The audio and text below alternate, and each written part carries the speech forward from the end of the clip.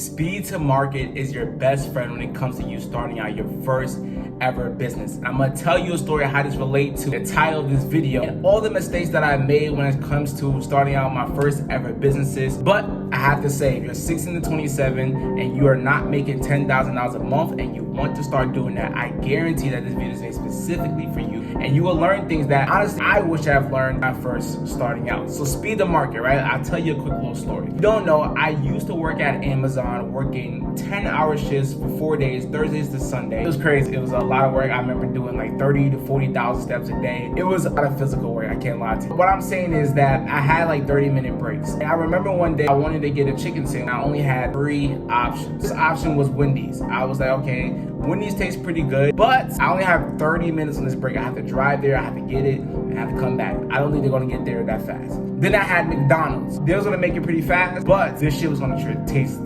trash. You gotta taste McDonald's. That shit, I mean, if you put sweet and sour sauce on the McChicken, okay, cool, right? Then I had the last option, which was being Chick-fil-A. I knew that was gonna get to me fast. I knew it was gonna give it to me good customer service. I knew that was gonna taste good. Didn't know it was gonna be a little bit more expensive, but I was willing to pay more money to get it to me fast and to get it at a good quality. How does this pertain to some of the mistakes I've learned starting out businesses and some things you need to understand when it comes to making your first business? Is that people are willing to pay more money if they're willing to get something faster and they're willing to get something at better quality. Even just look at it as like Amazon, right? Amazon is $1 billion company.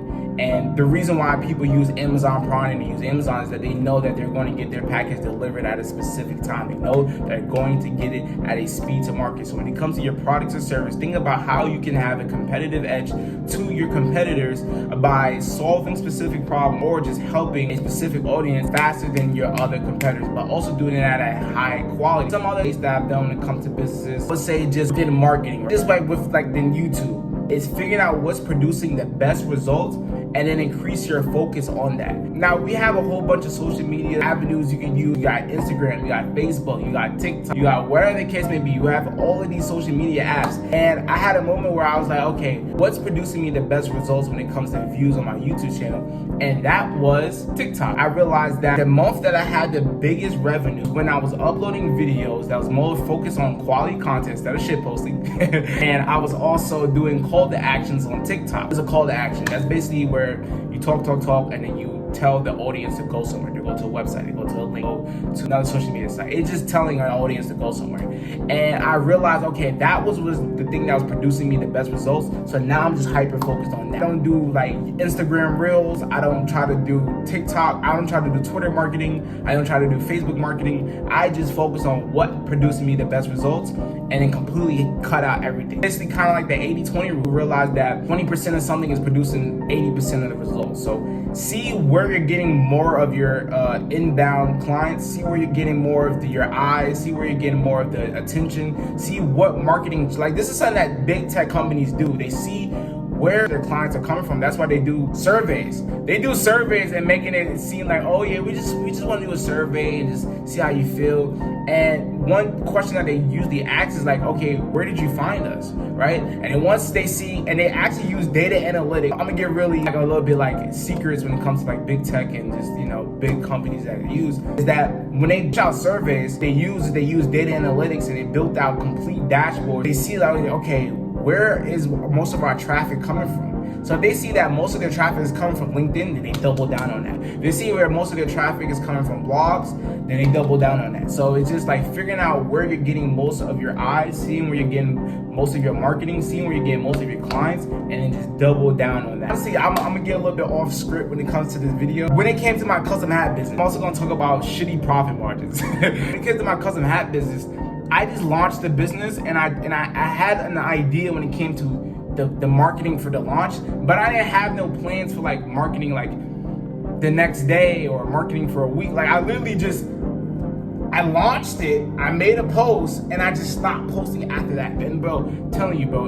if you're a consultant, if you make music, if you make YouTube videos, if you, I don't know, whatever you do that you have a brand or a business, Never stop selling sell every day, bro. Market every day, post every day. This is the same quote that Tyler Creator said. He said, bro, people put out music and they just literally just stop promoting it. He's like, yo, bro, I done dropped an album about a year ago and I'm still promoting it. You know what I'm saying? So do that, bro. When it comes to your marketing, promote every single day on your Instagram story, on your TikTok, wherever is producing the best results, post that every single day. That's what I've been doing. On my TikTok, I've been doing like call to action videos, just focusing on TikTok, and it's been producing me the best results. You see, I've been getting a whole lot of 1 out of 10s on YouTube. The next problem or the mistake that I made when it came to let's say my custom hat business is not testing profit margins. So profit margins basically means how much money are you profiting from net revenue. So let's say your net revenue is $100,000. You make $100,000, but your profit margin, let's say your profit margin is 20%. That means you make $20,000 out of the $100,000 made. And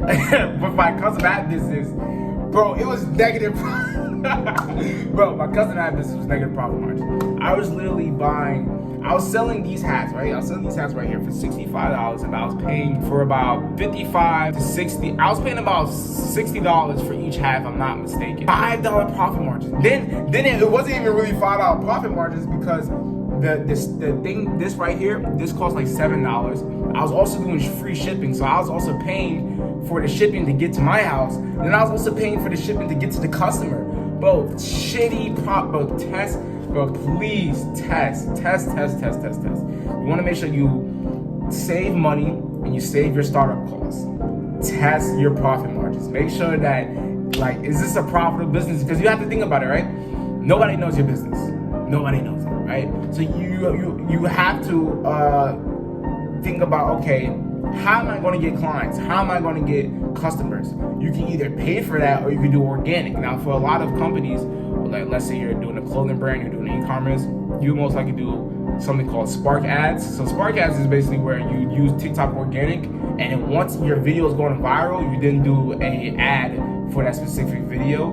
So it just completely like comes all together. But if you have shitty profit margins, you can't pay for ad spend. Like you can't pay for ads. If you're not making money on a sale, bro, you just can't pay for ads. So that was definitely another mistake that I made. Please test out your profit margin, whether it's a service, whether it's a coaching business. And that's why when it comes to like the businesses that I'm going to do in the future, they're all going to be high ticket. They're all going to be high ticket. High ticket means it's going to be pretty expensive. It's going to cost a lot of money. And I think that being high ticket is far better. Why? Because then if you are high ticket, that means you're making more profit, which means you can use that profit to spend more on ads, and then you can also use that high profit to produce the best quality. If you're only making, let's say, $3 profit, like you can, how can you, like, you know what I'm saying? Like if you're only making $3 profit from like every sale, how can you really reinvest into your business? Now, can you have a big volume where $3 for every sale can really add on top of each other? Yeah, 100%. But I think that being high ticket allows you to separate from everyone in the market. It kind of also makes people attracted to you. Bro, this watch right here, but I can start saying, oh, this is if you look at this watch from far away, you could be like, this is a Cartier, right? It's a regular Fossil watch that costs $70, bro. You feel me? Like, even just like, okay, Dior, designer, all these things are high ticket that literally cost little to no money to produce in a factory, right? But because it's high ticket, it automatically perceives as high value. People are a bit attracted to it because they're like, you know what? It may be expensive, but that means they can probably produce me the best. Or you can even look at it as like, okay, Benihana's compared to corner store. Who's coming into those stores? And if you get a higher quality lines, they're more likely to promote it. Even just like, okay, I'm gonna give you 3 different business models where you can compare high ticket versus just some regular shit, right? Chick-fil-A versus Popeyes. Have you ever seen a Chick-fil-A in the hood? You've never seen Chick-fil-A in the hood, but they give you the best. They give you the best customer service. They make you feel good when you buy their food. It may be a little bit more expensive, but you know they're gonna get to the fast. You know what I'm saying? Then let's look at something else. LA Fitness versus Planet Fitness. What's Benihana's versus the corner store? You feel me? Like when you go high ticket and you make your prices a little bit more expensive. It separates from everyone else, and it makes it where you can't be commoditized. Now, this is something I learned in 100 Million Offers by Homorzi, is that you try to play the game of just being the cheapest service, you are not commoditized. They're going to be like, well, if you're selling this for $10, if you're selling the same shit for $10 and he's selling it for $5, then I'm just going to they're selling it for $5. If you're just trying to play the game of who can sell the shit the cheapest, like it's gonna be hard, bro. You're gonna cut in your profit margins. You're gonna be able to be commoditized, and it's just gonna get bad. So yeah, that's why I also would do everything high ticket. Other mistakes that I made for money, I would say just okay. Let's talk about cryptos and stocks, right? Emotionally trading. I'm so glad I didn't invest into crypto yet. I ain't gonna lie, bro. I just saw crypto go down by 20%, bro. Bro, seeing Crow at 9 cents, seeing Bitcoin at $15,000, seeing Ethereum almost at $1,000 is absolutely insane. That's why I'm glad I didn't invest into crypto yet. Now, I was planning on DCAing, but I'm worried a little bit. You know what I'm saying? But nah. When it comes to crypto and stocks, some problems that I had was emotionally trading. I can even look at my Twitter. Now, I've told in the past that I made a Twitter, only follow people talking about Web3, crypto, stocks, tech, where I'm getting value out of following these people. And I have like this private Twitter, and no one follows it. No one knows the account. And I can literally look at my Twitter. And I remember like venting to myself, like, bro, I should not be stressing out about money like this at my age.